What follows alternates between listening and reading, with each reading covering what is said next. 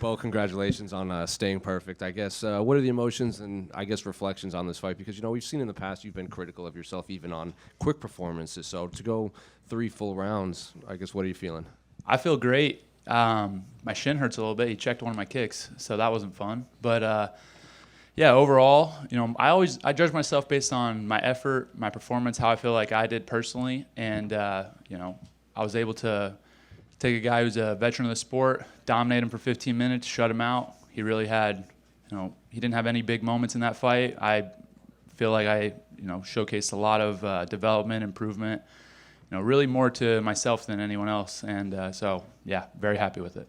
And, at Media Day, you said, there was a world where you could take him down and submit him. You said 1,000 ways to win this fight, but it was a standing affair against an elite black belt. So is that how you saw the fight actually playing out when you, envisioned this? It was definitely one of the options, a possibility, For me, again, there was a lot of different ways for me to win that fight. I think that I came in open, and as I'm winning the striking battle, I'm not really feeling a lot of resistance from him. I'm not feeling any takedown attempts. So, I had a big advantage on the feet, so I kept it there. I didn't see any sense in taking him down, putting him in his best position, and, making, to me, what would have been just a bad decision, a low IQ decision. So, kept it on the feet, dominated the whole time, and got the win. We see some of the markings on your face, and, you said your shin is, a little banged up. Is there anything else, going to keep you from training? Is it right back in there? I got a 7-day suspension from the commission, so we'll be back in a week. But, yeah, I think this one, I think I got myself because I don't remember him really ever, landing anything. So that might have been, I might have accidentally got myself. And I have to ask about, the chants from the crowd. I mean, I'm sure you're not accustomed to hearing that, being NCAA wrestler and everything. I was pumped. They were, Bo. How many times does MSG, chant your name for that long? So, I'm pumped about it. It was great. Bo, obviously, this is an arena that you and I spoke about the other day. You had some not great memories here. You now get to replace them, at least with a victory. What were kind of the emotions going through your head as you're walking back, and now you get to really soak it in? Oh, it feels good. I was definitely reliving 2016 quite a few times in the back, and felt good to, in my mind, kind of right that wrong a little bit. And at the end of the day, I look back at those moments in my career that didn't go my way, just as blessings, as opportunities to improve and grow and get better. And I think that if you don't choose to humble yourself, then God will humble you, on His terms. And so I just try to stay humble, keep those defeats in my mind, and let them motivate me. But also just feel the gratitude for all the opportunities that I'm presented. And yeah, I think that it's a real cool full circle moment. And obviously you're done competing for the year. Something crazy comes up, right? But what are you looking to do as far as next year? You want to get in 3 fights? Absolutely. I would love to fight early 2025. So, as I said, I feel good. No injuries. I'm going to take a couple weeks, do some hunting, maybe go down to Doral, golf with President Trump, and then we'll get back on the training right away. Thank you. Are there names you want or locations? Because it's that rumored Miami card. Obviously, you train close to there. Yeah, I did talk with. I didn't even know there was a Miami card, and I had Jorge Masvidal on my podcast, Nickels and Dimes. You can check it out on YouTube, Spotify, all that stuff. And he announced that he's coming back, so he's gonna be fighting. He told me there was a UFC Miami card, and I was like, bro, let's do it. Me and you on there. Obviously, we have a lot of history training together and stuff, so I think that would be fun. I would love to compete in Miami. It's a second home of sorts for me now, training down in at American Top Team, and so I would love that. That's targeted for the spring, early spring. Is that too far away, or are you willing to wait for fighting there?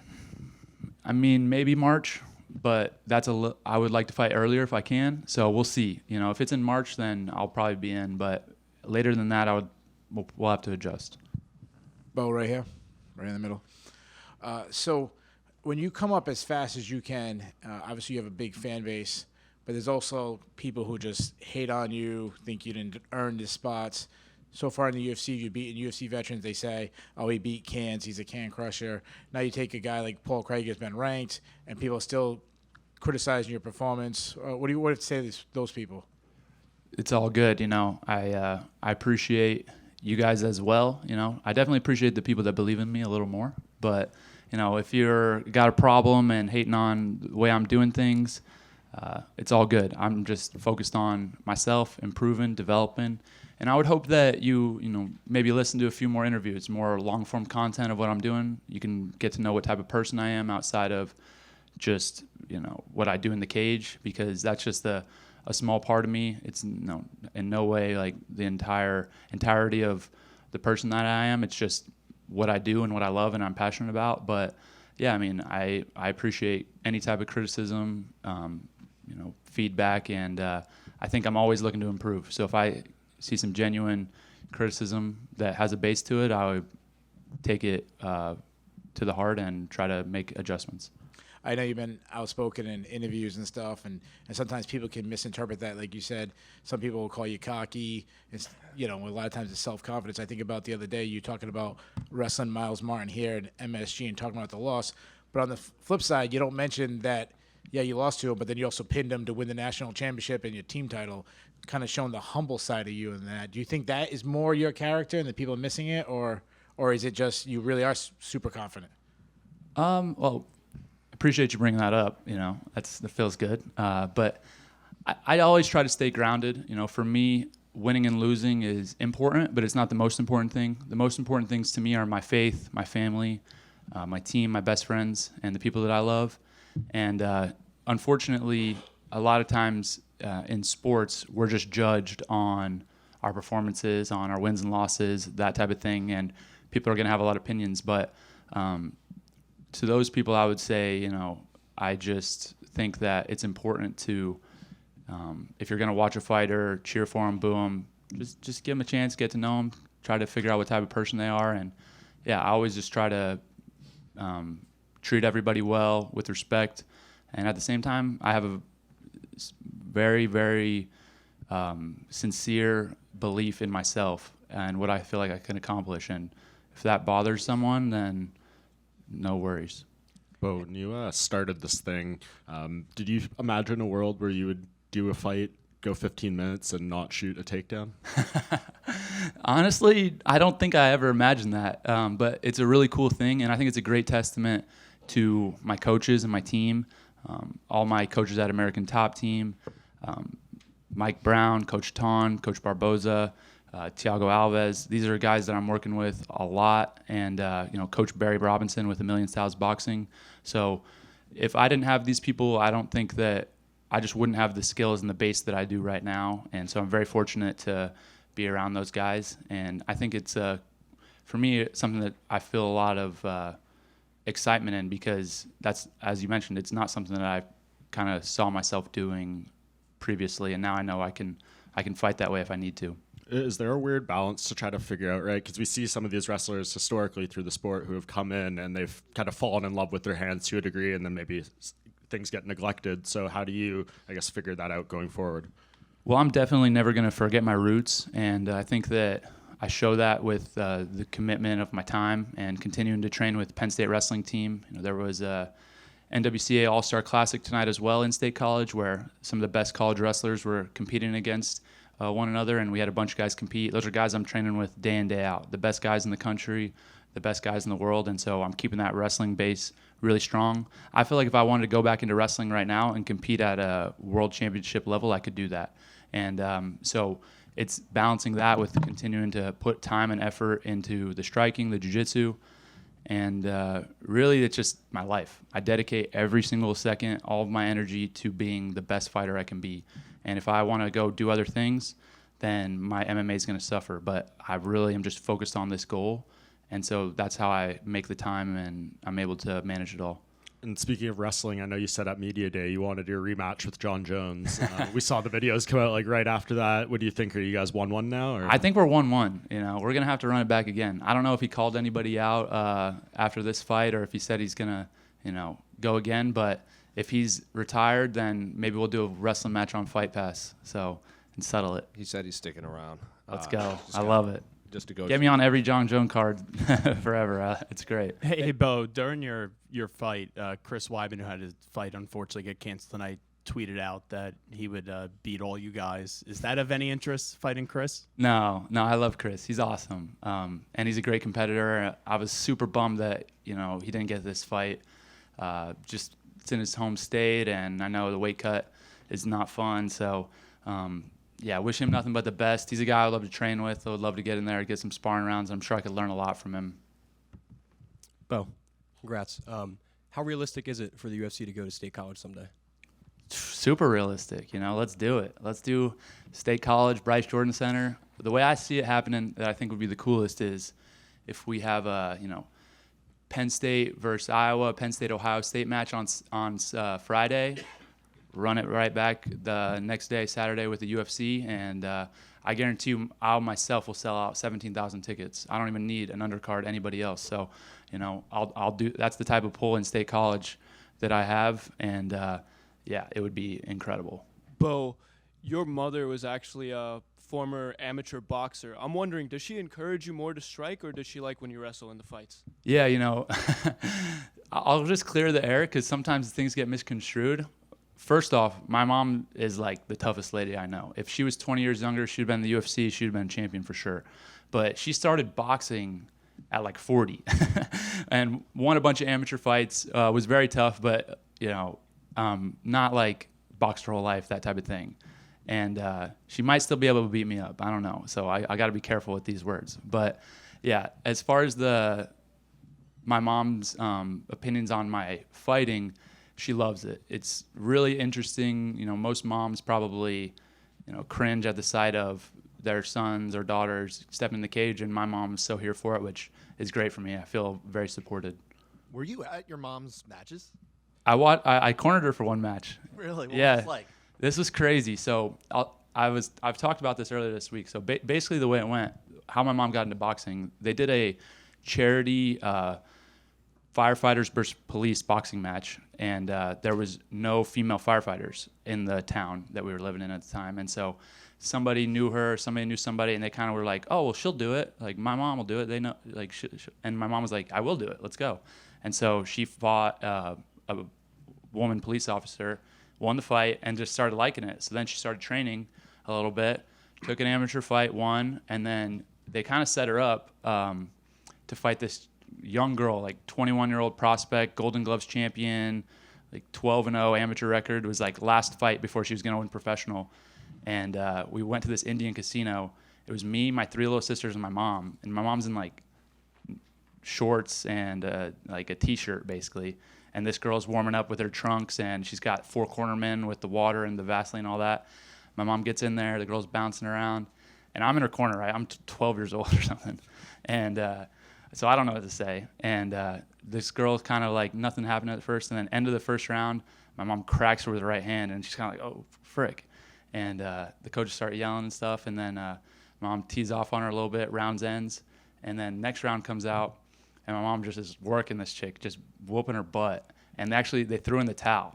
They threw in the towel, quit, and then after that, I think that was my mom's last fight. So she fought a couple amateur fights, did well, and yeah, it was crazy to watch as a young kid for sure, but motivated me a lot.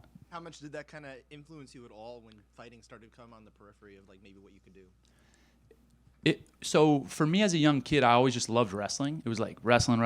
I played other sports, but I was really serious about wrestling, and so I just loved it, and I didn't do anything else. I didn't want to do anything else, and but it was in the back of my mind. Oh, maybe when I'm done wrestling, I'll fight. And I would watch guys like Randy Couture, Dan Henderson, Matt Hughes, and think, oh, these guys are wrestlers. They did it. Like, that could be me someday. And so it was something that was in the back of my mind. I never really like actively pursued it until a couple years ago. I lobbed you a softball. You could have just said, yes, my mom inspired me to become a fighter. All right, my mom, she did inspire me for sure. I was inspired. Hey, bro, a quick question. Congratulations on a great win. I wanted to ask if you have any specific names you want to fight next. And after the fight, you had a small conversation with Donald Trump. What you guys talked about? Yeah, there's not really any specific names that I have. For me, just keep getting better, keep developing, and improve at fighting. And whoever my coaching staff, management team of the UFC decide, then we'll make it work. And yeah, after the fight, I saw President Trump, obviously, saw him before the fight as well. So showed him my golf swing, asked him how it looked. He said it needs work. And I told him, all right, well, I know you're in Florida in the winter, so I'll see you in Doral. Let's get some rounds. So I'll be down in Florida playing some golf with Mr. President, and hopefully improving that swing. Bo right here. I don't think your cardio was much of a question coming into this fight, but you definitely showed you could stay on the feet for 15 minutes with a pretty tricky fighter. Did you prove anything to yourself tonight, or did you just kind of solidify what you already know?